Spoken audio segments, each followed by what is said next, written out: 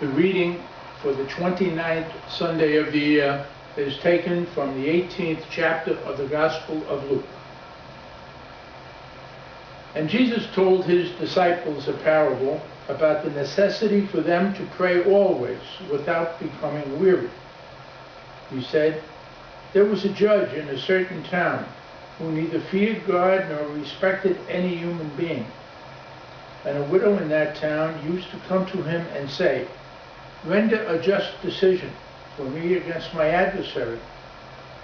For a long time the judge was unwilling, but eventually he thought, 'While it is true that I neither fear God nor respect any human being, because this widow keeps bothering me, I shall deliver a just decision for her, lest she finally come and strike me.'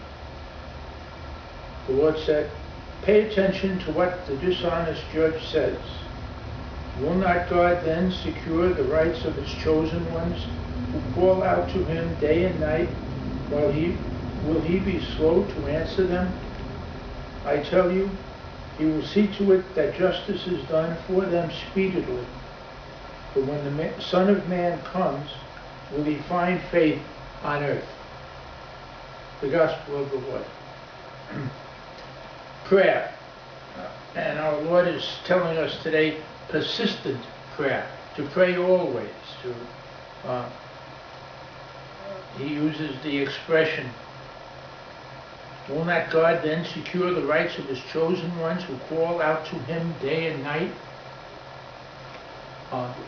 The ongoing prayer. And what does that mean? Does that mean if I want something, I have to spend all day in chapel just saying, "God, I want this, God, I want this"? Or is there another meaning? And I think the meaning comes down to trust. See, when I ask, and it's a human thing, and that's the beauty of our faith, the human condition, the human wants and the human needs that we all experience.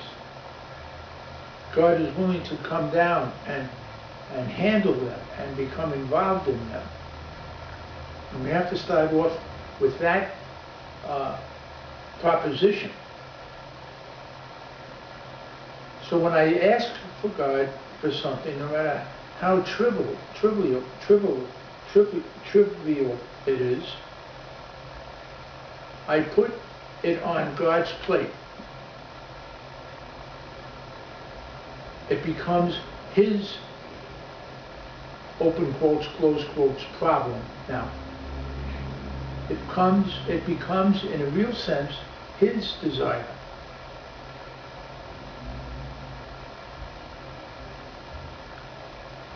And the problem is, so that to pray constantly, to day and night, just to me means to remember that I have given something to God and it's God's problem. To surrender that need, that want, whatever it was, to God. That is praying, for me at least, constantly.